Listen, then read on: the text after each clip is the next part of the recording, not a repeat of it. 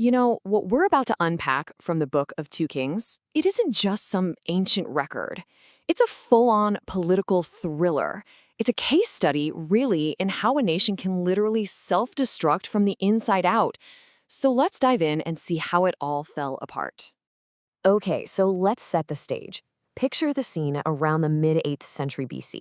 Over in the east, you've got the Assyrian Empire, kind of like a sleeping giant that suddenly just roars back to life under this incredibly powerful new king. And at the exact same moment, the kingdom of Israel is just tearing itself apart. We're talking coups, political violence, the works.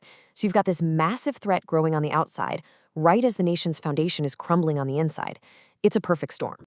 And this gets us to the absolute core of this story. The fall of Israel isn't really about the Assyrian invasion. I mean, that's just the final chapter. The real story, the one we're digging into, is about how a nation gets so sick, so rotted from within, that it basically puts out a welcome mat for its own destruction. The collapse was an inside job, long before the enemy ever showed up.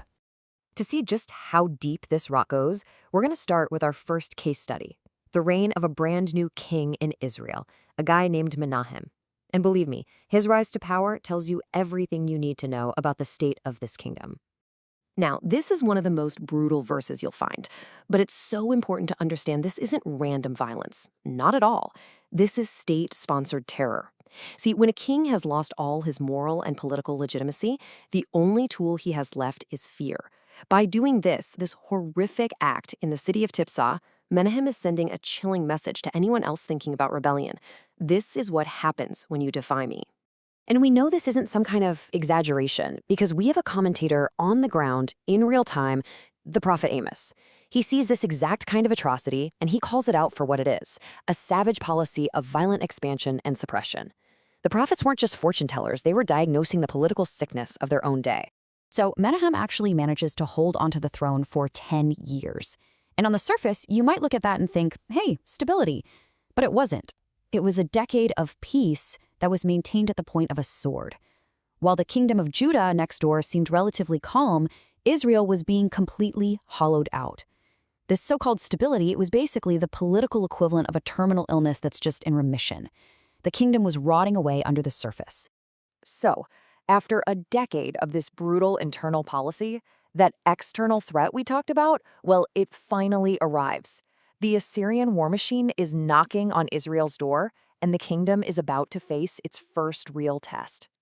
And the man leading this army is named Pul in the Bible. Now, we know this was the Babylonian throne name for the Assyrian king, Tiglath-Pileser III.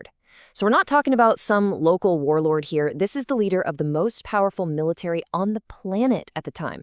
And what happens when this superpower shows up? Does Israel rally its troops and defend the homeland? Nope, they can't. They're too weak, too fractured from the inside. Instead, Menahem decides to pay them off. This moment right here marks Israel's first formal submission to Assyria. They manage to avoid an invasion, sure, but they lose something way more valuable, their independence. Now, to make this happen, Menahem has to come up with a huge amount of cash. And the text is incredibly specific here. He demands 50 shekels of silver from every single mighty man of wealth. He's basically taxing the rich to pay off the bully, all to fund his own survival and the humiliation of his entire kingdom. And this just goes to show you that this payment, it wasn't some unifying act of national sacrifice. It was the exact opposite. The wealthy elites, they paid up to protect their own status, to keep their comfy positions. But that massive cost, it trickled down, crushing the poor and making the class divides even worse. The very act of saving the kingdom was actually ripping it apart even more. Then Menahem dies. He leaves behind this shattered, subjugated kingdom for his son to inherit. And with this handover of power, the decay just accelerates into a full-blown implosion.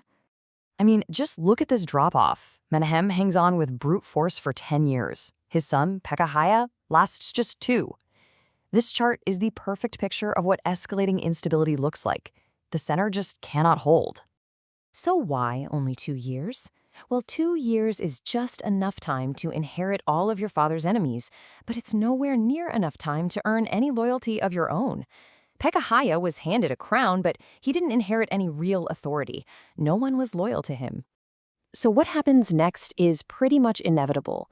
The king, Pekahiah, is chilling in what should be the most secure place in the entire kingdom, the royal palace in the capital city of Samaria.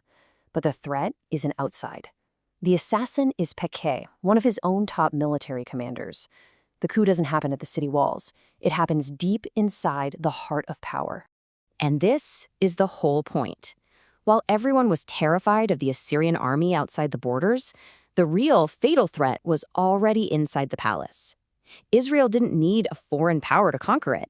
Its own leaders were assassinating each other in the throne room. The implosion is complete.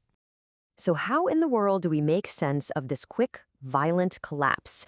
Well, for that, we turn back to the prophets. They were offering their diagnosis in real time, explaining the why behind all the chaos. When you put the prophets Amos and Hosea side by side, you get this complete picture of the sickness. It's like two specialists looking at the same patient. Amos, he's focused on the social decay, the economic injustice, how the poor are treated, and how brutal violence has become normal. And then you have Hosea, who's focused on the political decay, the illegitimate kings, and the foolish, dangerous reliance on foreign powers like Assyria. So, what does this ancient political thriller really show us? Well, first, that violence becomes state policy when real leadership collapses. Second, that paying off your enemies, it only buys you a little bit of time, not real safety. And third, and this is the big one, a nation's internal rot is basically an open invitation for external threats.